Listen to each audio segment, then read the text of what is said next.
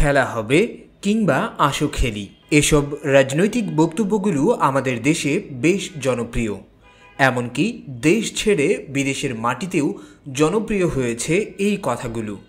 তরুণ প্রজন্মের কাছে জনপ্রিয় এই বাক্যগুলোর স্রষ্টা নারায়ণগঞ্জের এমপি শামীম ওসমান, যিনি আওয়ামী লীগের নির্ভরযোগ্য নেতাদের একজন। শামীম ওসমান একসময় কাঁপিয়েছেন পুরো নারায়ণগঞ্জ, তবে তার দাপটের মতো পতন হয়েছে একইভাবে। রাজনৈতিক জীবনে বহুবার তিনি আলোচনাতে এসেছেন, বিশেষ করে রাজনৈতিক পরিবারের হওয়ায় আলোচনার কেন্দ্রবিন্দুতে থাকতেন। আর নারায়ণগঞ্জ শহরে নিজের দাপট খাটিয়ে বারবার আলোচনা সমালোচনার জন্ম দিয়েছেন এই নেতা। নারায়ণগঞ্জ ৪ আসনের সাবেক সংসদ সদস্য শামীম ওসমানের জন্ম ১৯৬১ সালের ২৮ ফেব্রুয়ারি। মূলত রাজনৈতিক ব্যক্তিত্ব হিসেবেই সুপরিচিত শামীম ওসমান। তবে শুধু তিনি নন, বরং তার পুরো পরিবারের একটি বর্ণালী রাজনৈতিক ইতিহাস রয়েছে। নারায়ণগঞ্জে ওসমান পরিবারের ইতিহাস বেশ সুপরিচিত। ১৯২০ সালে শামীম ওসমানের দাদা এম ওসমান আলী কুমিল্লা থেকে নারায়ণগঞ্জে এসে ওসমান পরিবারের গোড়াপত্তন করেন। তিনি একাধারে ছিলেন ব্যবসায়ী, রাজনীতিবিদ, সমাজসেবক এবং একজন সাংস্কৃতিক ব্যক্তিত্ব। বঙ্গবন্ধু সহ বড় বড় রাজনীতিবিদরা শামীম ওসমানের দাদাকে অত্যন্ত সমীহ করে চলতেন।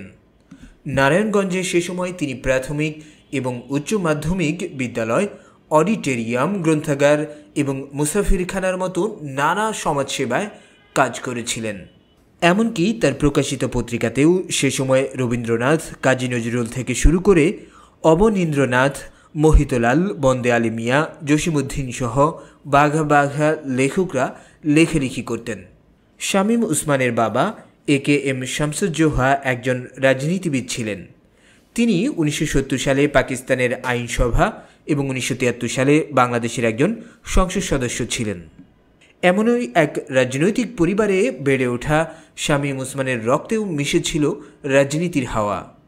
অষ্টম শ্রেণীতে পড়াশোনা অবস্থায় ছাত্র রাজনীতি দিয়ে শুরু করেন রাজনৈতিক জীবন। তিনি নারায়ণগঞ্জ বার একাডেমি থেকে SSC পরীক্ষায় উত্তীর্ণ হন। এরপর শামীম ওসমান নারায়ণগঞ্জ জেলার তুলারাম কলেজ থেকে স্নাতক পাশ করেন। তুলারাম কলেজে থাকাকালীন তিনি ছাত্রছাত্রী সংসদের ভিপি নির্বাচিত হন। ছাত্রলীগের কেন্দ্রীয় কমিটির সদস্য ও নির্বাচনের মাধ্যমে জেলা আওয়ামী লীগের সাধারণ সম্পাদকের দায়িত্ব পালন করেন। উচ্চশিক্ষার জন্য শামীম ওসমান ঢাকা বিশ্ববিদ্যালয় থেকেও ডিগ্রি গ্রহণ করেন। ছাত্রজীবন থেকেই রাজনীতিতে সক্রিয় থাকলেও রাজনীতিবিদ হিসেবে শামীম ওসমানের আবির্ভাব ঘটে ৯০-এর দশকে। ১৯৯৬ সালে আওয়ামী লীগের সংসদ সদস্য নির্বাচিত হন তিনি। এরপর ২০০১ সালে আওয়ামী লীগ ক্ষমতা হারালে শামীম ওসমান ভারত এবং কানাডাতে নির্বাসিত জীবন কাটান দীর্ঘদিন। ২০০৬ সালে ফিরে এসে নারায়ণগঞ্জের রাজনৈতিক অঙ্গনে আবির্ভূত হন শামীম ওসমান। তবে ২০০৭ সালের 1/11-এর পট পরিবর্তনের আগের দিন তিনি আবার দেশ ত্যাগ করেন। ফিরে আসেন ২০০৯ সালের এপ্রিলে। ততদিনে আওয়ামী লীগ ক্ষমতায়। ২০১১ সালে নারায়ণগঞ্জের মেয়র নির্বাচনে আওয়ামী লীগ শামীম ওসমানের পক্ষে কাজ করলেও সেলিনা হায়াৎ আইভীর কাছে বিশাল ব্যবধানে পরাজিত হতে হয় তাকে। কিন্তু শামীম ওসমানের বিরোধিতার কারণে মেয়র পদে থেকেও প্রথম মেয়াদে খুঁড়িয়ে খুঁড়িয়ে চলতে হয় আইভীকে। ২০১৪ সালের নির্বাচনে অভিনেত্রী সারাহ বেগম কবরীকে বাদ দিয়ে আওয়ামী লীগ নারায়ণগঞ্জে ৪ আসনে শামীম ওসমানকে মনোনয়ন দেয়। একতরফা এই নির্বাচনে এমপি হয়ে নারায়ণগঞ্জের নিজের ভিত্তি আরও শক্তিশালী করেন শামীম ওসমান। এর পরবর্তীতেও তিনি আওয়ামী লীগের ২০১৮ এবং ২০২৪ সালের বিতর্কিত নির্বাচনে আওয়ামী লীগের হয়ে সংসদ সদস্য হিসেবে নির্বাচিত হন। তবে প্রতিবারই তিনি বিতর্কের জন্ম দিয়েছেন।